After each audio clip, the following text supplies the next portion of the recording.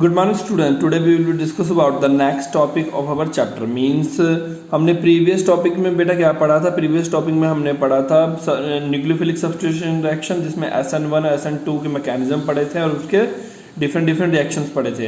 And उसके बाद हमने पढ़ा था एलिमिनेशन रिएक्शन, जिसमें एलिमिनेशन होता है, मीन्स कि कोई ना कोई चीज़ एलिमिनेट होता है।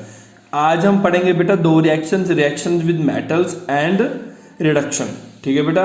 अब रिएक्शन विद मेटल्स मीन्स क्या होता है कि मीन्स क्या हुआ कि हमने रिएक्टेंट को रिएक्ट कराना एक्टिव मेटल के साथ, जैसे कि मैग्नीशियम एक एग्जांपल के लिए हो गया। ठीक है ना। Formation of Grignard reagent, formation of Grignard reagent when a solution of alkyl halide in dry ether is treated with magnesium। ये क्या कह रहे हैं कि जब solution of alkyl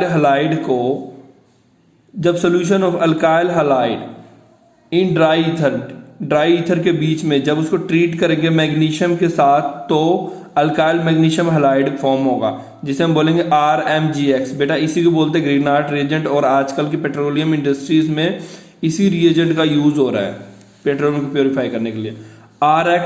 R बेटा मतलब कोई अल्काइल ग्रुप हो गया। ठीक है। X तो आपको पता ही है हेलोजन कोई भी हो गया। मैग्नीशियम, इसको जब ड्राई ईथर क्या है, एज ए सॉल्वेंट इसमें एक्ट करता है। जब इनको मिक्स करेंगे तो हमारे पास RMGX आएगा। ठीक है बेटा। तो इसे बोलेंगे अल्काइल मैग्नीशियम हैलाइड या ग्रिग्नार्ट रिएजेंट। ठीक है। नेक्स्ट क्वेश्चन है। अब नेक्स्ट मतलब एग्जांपल देख लो। इसमें CH3CH2Br को जब मैग्नीशियम से रिएक्ट करोगे ड्राई ईथर के प्रेजेंस में, तो आपके पास बनेगा CH3CH2MgBr ethyl magnesium ether. Next है एक्शन विद सोडियम। सोडियम के साथ क्या हुआ? The molecule of alkyl halide react with metallic sodium in the presence of ether.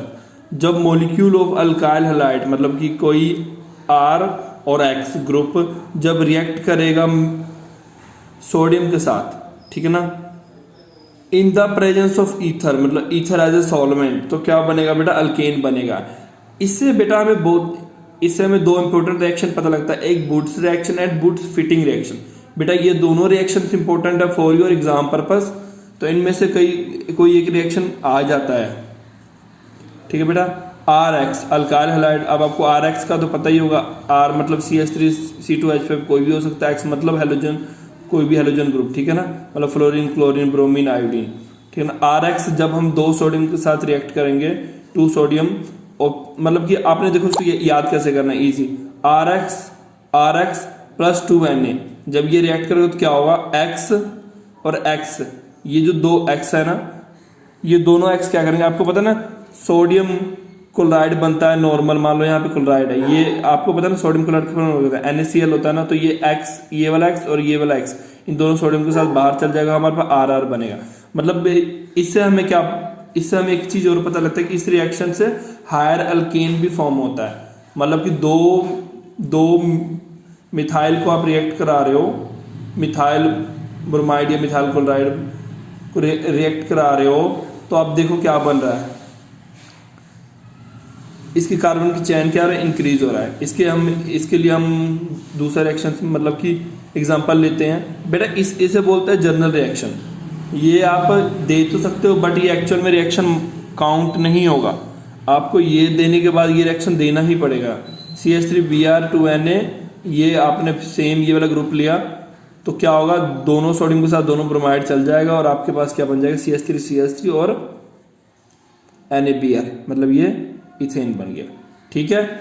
अब देखो Wurtz reaction, Wurtz Fittig reaction में बेटा कोई ज़्यादा डिफरेंस नहीं है, सेम फॉर्मूला, सेम टेक्निक, सब कुछ सेम है। बस इसमें क्या करना है, आपने यहाँ RX लिया ना, मतलब कि कोई मतलब सिंगल के फॉर्म में लिया ना, CH3C2H5 ऐसे चीज आपने लिया ना। इसमें कुछ नहीं, इसमें क्या करते हैं हम साइक्लिक फॉर्म वाला लेते हैं, मतलब कि अराइल हैलाइड लेते हैं। ठीक है ना। ये बोल रहा है जो aryl halide with alkyl halide and sodium metal in the presence of dry ether to give substituted aromatic compound।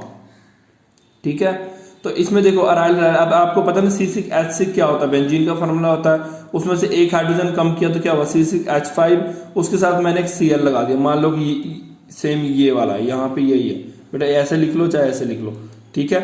इसको सोडियम के साथ रिएक्ट किया कराया। इसमें देखो क्या होता है, इसमें हम सेम लेते थे ना, ये भी सेम ये भी सेम।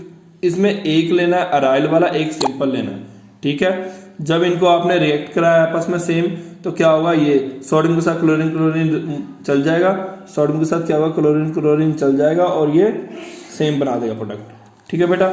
अब ऊपर की एक आप ग्रिग्नार्ड रिएजेंट के बारे में पढ़ लो। ग्रिग्नार्ड रिएजेंट कभी भी सॉलिड फॉर्म में एग्जिस्ट नहीं करता, ये हमेशा ही मतलब कि ग्रिग्नार्ड रिएजेंट को सॉलिड फॉर्म में आप इसे स्टोर नहीं कर सकते, बिकॉज ये वेरी एक्सप्लोजिव इन नेचर होता है। जब अगर आप इसे सॉलिड फॉर्म में आप स्टोर करोगे तो ये क्या करेगा, एक्सप्लोड कर देगा, फट जाएगा, ठीक है ना। इसलिए हम इसे लिक्विड स्टेट में स्टोर करना पड़ता है। बेटा नेक्स्ट हम पढ़ेंगे आज हमने दो ही टॉपिक करना है, एक ऑक्सीडेशन था, नेक्स्ट पढ़ेंगे रिडक्शन। रिडक्शन होता क्या क्या है, पहले मैंने आपको बताया, रिडक्शन मतलब होता है लॉस ऑफ ऑक्सीजन, और ऑक्सीडेशन मतलब गेन ऑफ। अब बस इतना याद कर लो, जिसमें ऑक्सीजन का लॉस हो रहा हो, कम हो रहा है जिसमें ऑक्सीजन, तो अब सीधी सी ऐसे माइंड में रखो, जब ऑक्सीजन कम होगा, अब रिडक्शन और ऑक्सीडेशन में आपने दो चीज याद रखना, एक ऑक्सीजन और दूसरा हाइड्रोजन। मान लो ऑक्सीजन कम हो रहा है तो फिर बढ़ कौन रहा है, हाइड्रोजन, ठीक है ना। तो रिड्यूस मतलब कम होना किसका, ऑक्सीजन का, तो बढ़ेगा कौन, हाइड्रोजन, ठीक है ना। इस रिएक्शन में देखो, the loss of oxygen atom A molecule और गेनिंग, और ठीक है ना बेटा, और रिडक्शन का मतलब ये होता है कि गेनिंग ऑफ इलेक्ट्रॉन। चलो अब जो मैंने समझाया आप उसी से याद करो, ये तो मैंने जस्ट लिख दिया कि आगे क्या और भी लिख सकते हैं, तो आप बस याद रखो कि रिडक्शन मतलब ऑक्सीजन का लॉस होना और हाइड्रोजन का गेन होना, ऑक्सीडेशन मतलब ऑक्सीजन का गेन होना, हाइड्रोजन का लॉस होना, ठीक है। With hydrogen in the presence of metal catalysis. अब रिडक्शन कैसे होगा, विद हाइड्रोजन, ठीक है ना। अब तो आपको पता ही है कि रिडक्शन में होता क्या है, हाइड्रोजन गेन होता है, ऑक्सीजन लॉस होता है, ठीक है ना। अब जरूरी नहीं है कि वो दोनों चीज हो, ठीक है बेटा। अब जरूरी नहीं कि हर रिएक्शन में आपको ऑक्सीजन दिख जाए, ऑक्सीजन दिखे ना दिखे, अगर वहां पे हाइड्रोजन के साथ रिएक्ट करे तो हाइड्रोजन गेन होगा, और उसके साथ कोई भी और ऐसी चीज है वो रिमूव होगा। आपको एक चीज मैंने पहले बता दी, न्यूक्लियर सब्स्टिट्यूशन रिएक्शंस में SN1 SN2 में, कि जो हैलोजन होता है बेटर लिविंग ग्रुप होता है, वो जल्दी छोड़ के चल जाते हैं, उनका मतलब खत्म, वो छोड़ के चल जाएंगे। तो यहाँ से देखो क्या, ये इसके साथ रिएक्ट करा तो ये क्या हुआ, एक H के साथ Br चल जाएगा, एक H यहाँ लग जाएगा और आपके पास इथेन और HBr फॉर्म हो जाएगा। Zinc with zinc copper couple and ethyl alcohol के साथ, इथाइल अल्कोहल 95% मतलब क्या हुआ, अब यहाँ वर्ड है zinc copper couple. Zinc copper couple का मतलब होता है बेटा जिंक और कॉपर का अलॉय, मतलब इनका मिक्सचर यहाँ यूज करते हैं, जिंक कॉपर कपल यूज करते हैं, उसको रिएक्ट करते हैं इथाइल अल्कोहल CH3CH2OH के साथ, ठीक है ना। जब आप रिएक्ट कराओगे तो क्या बनेगा, देखो बेटा,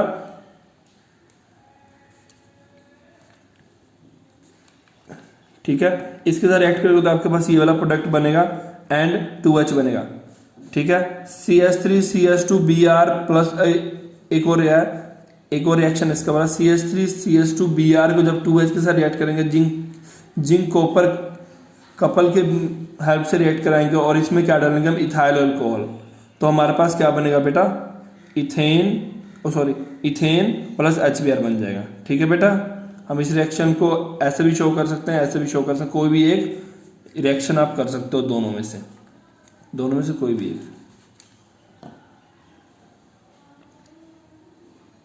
ठीक है। इसका बेटा नेम होगा जिंक इथॉक्साइड, ठीक है। एंड नेक्स्ट एक चीज मैं आपको बेटा और दोबारा क्लियर कर देता हूं कि मैंने आपको पिछले लेक्चर में बेटा मैंने आपको 3 क्वेश्चन दिए थे, जो मैंने बोले थे कि आपने मुझे इनबॉक्स करना है, तो बेटा अभी तक मुझे मतलब आंसर्स आए नहीं है आपकी तरफ से, सो प्लीज आप उसे जल्दी से जल्दी कंप्लीट करें एंड आंसर्स मुझे इनबॉक्स सेंड करें विद एक्सप्लेनेशन, एंड मैंने, ठीक है बेटा। And we prepare your notes, बेटा नोट्स भी आपने साथ साथ प्रिपेयर करना है, अगर आप नोट्स प्रिपेयर नहीं करोगे तो वो आपके लिए प्रॉब्लम आएगा आगे जाकर, ठीक है बेटा। So please prepare your notes and lectures अच्छे से अटेंड करो, नोट्स बनाओ, रिवीजन करो साथ के साथ। Thank you.